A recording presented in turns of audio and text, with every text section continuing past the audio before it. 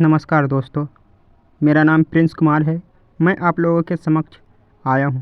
मैं आशा करता हूं कि आप लोग मेरे बीच रहेंगे और मुझे ज़्यादा से ज़्यादा प्रोत्साहित करेंगे। तो मैं आप लोगों को पढ़ाने जा रहा हूं इतिहास में वेदों का वर्णन। प्राचीन इतिहास। प्राचीन इतिहास के विषय में जानकारी मुख्यतः 4 स्रोतों से प्राप्त होती है।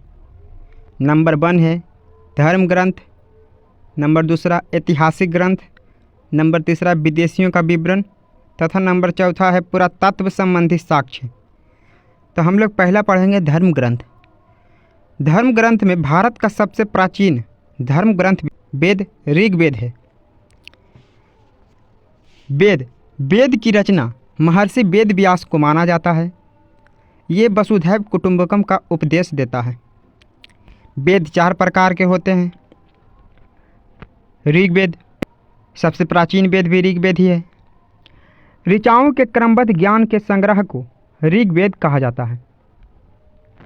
ऋग्वेद में 10 मंडल है। इसमें से कुछ मंडल को हम लोग पढ़ेंगे। तीसरा मंडल में सूर्य देवता सावित्री को समर्पित गायत्री मंत्र का उल्लेख है।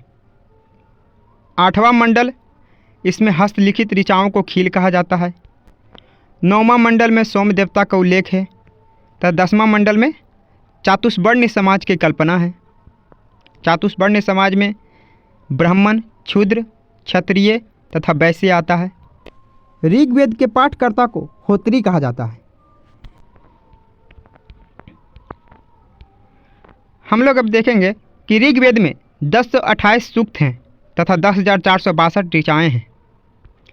इस वेद से आर्य की राजनीतिक प्रणाली, इतिहास एवं ईश्वर की महिमा के बारे में जानकारी मिलती है। ऋग्वेद में सबसे ज़्यादा अधन्य शब्द का उपयोग हुआ है, जिसका संबंध गाय से है। ऋग्वेद में इंद्र के लिए 250 ऋचाओं का उल्लेख है तथा अग्नि के लिए 200 ऋचाओं का उल्लेख है। वैदिक साहित्य में ऋग्वेद के बाद शतपथ ब्राह्मण का स्थान आता है। नंबर 2 है यजुर्वेद। उपयोग होता है सस्वर पाठ के लिए। मंत्रों तथा बलि के समय यजुर्वेद का नियम का पालन किया जाता है। यजुर्वेद के पाठकर्ता को अध्वर्यु कहते हैं। यज्ञों के नियमों एवं विधि विधानों का संकलन में किया जाता है। इस वेद में बलिदान विधि का वर्णन है। ये जो वेद हैं गद्य एवं पद दोनों में है। नंबर 3 आते हैं सामवेद। सामवेद का अर्थ ही होता है गान।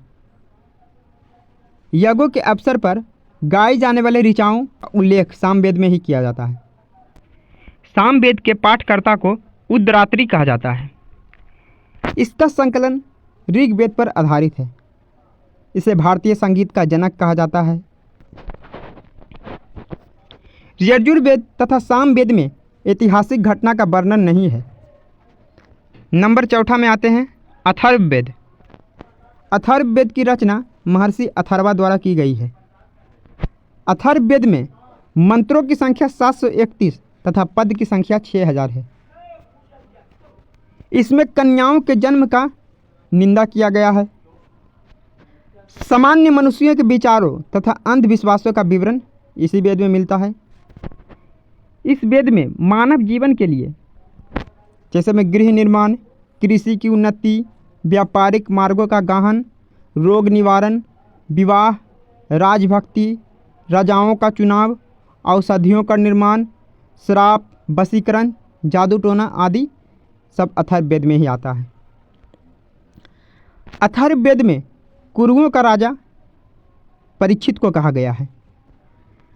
सभा एवं समिति को प्रजापति की 2 पुत्रियां कहा गया है। अथर्ववेद है जो सबसे नया वेद है, यानी सबसे बाद वाला वेद है।